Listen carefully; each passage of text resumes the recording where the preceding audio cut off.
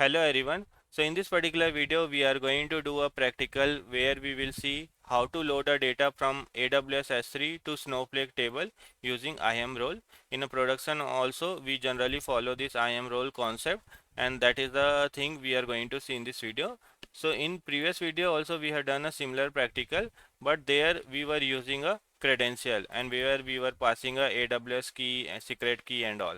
But in a production, right, generally we follow IAM role. So let's try to see how to give a access using a IAM role and how to do this practical where we will load the data from S3 to Snowflake table. Now let's first create a table. So I will just copy this. I will open my Snowflake account. I am going to create a table.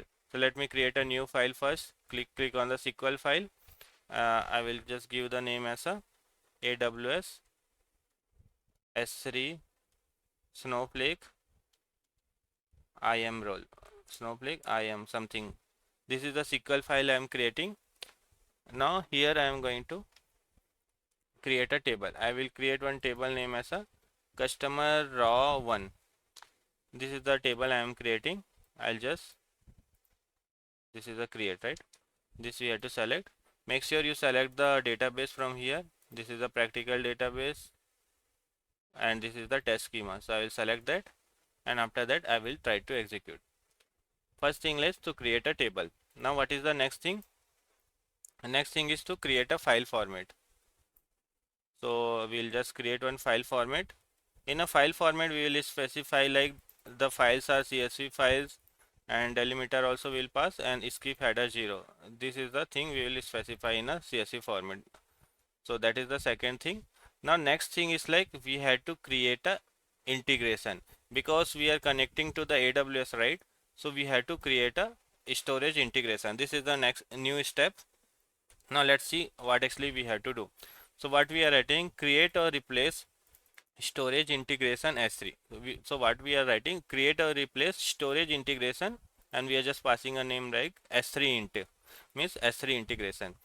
So this line will be the new, where what we are doing, we are just trying to do a storage integration. Our files are available in AWS S3, right? So we are doing a storage integration. Here in a type we are passing it is external storage provider is a S3. We have to enable true, and this is the new thing. So we have a storage AWS role ARN storage allowed location. So what we'll do, let's open our AWS S3 and then I will show you. So I will come to the AWS. What we'll do, we'll try to create a, go to the S3, we'll try to create a new bucket, and let's try to do a practical.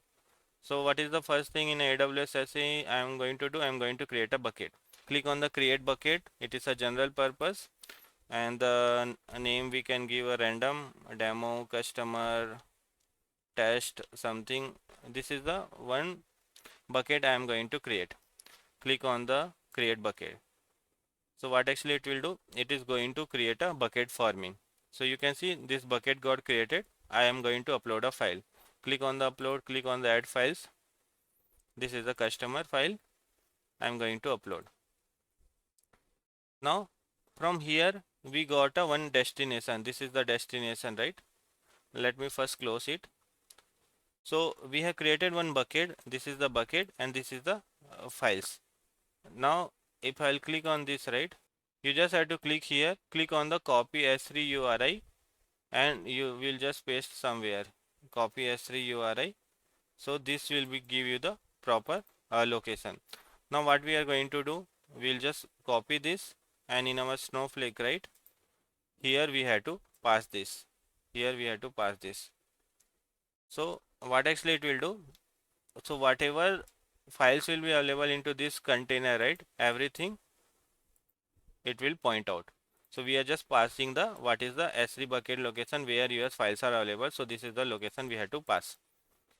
So we are creating a storage integration where we are passing all these values. This will be the similar for all, only the location which you want to kind of mount, so that you have to pass. And the next is the role. This is the AWS role. So we have to give a permission, right? So for that we have to create one kind of the IAM role in a AWS. So how actually you can pass the AWS role ARN? Let me go to the AWS account. What I will do, I'll go to the, I have to create a IAM role. So in the search bar, you have to search for the IAM. IAM. Click on this, and after that we have to create a IAM role. So in the role, click on the role, click on the create role, and here we have to select the AWS account to connect to the third party. Now after that, an AWS account, so this is the account we have to select. This will require an external ID, so this we have to select. We are going to select the external ID. Click on the require external ID, and as of now we will pass a random external ID, 1 2 3 4 5 6 7 something. Whether it is require MFA or not, no. So I will just click on the next. Now what is the policy? I want to give a S3 full access. So Amazon S3 full access I have to give. So this one I will select, Amazon S3 full access. This is the permission I want to give. What is the role name?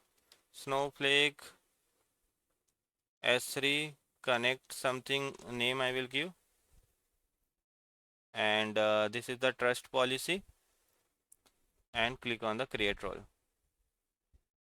So your roles are created. This is the role, right? If you want to see that, so you can search for the Snowflake S3 connect. Click on this. So here you can see we have specified the Amazon S3 full access. Now from here you will get this ARN. So this is the ARN, right? Click on this, come to your Snowflake, and here you have to pass the ARN, whatever ARN you have created. Let me pass the ARN. So this is the ARN, right? This we have to pass. So we have to create one storage integration where we have to pass the role ARN and also the location. Let me execute this. One storage integration will be created. Now after that, next thing is like whatever the integration you have created, right? If you want to see that, so let's try to describe it. So we have a describe integration, and whatever the name you have passed, right? You just have to execute this. Let me execute. So in this case you can see we have a particular URL. So we have passed this URL, right?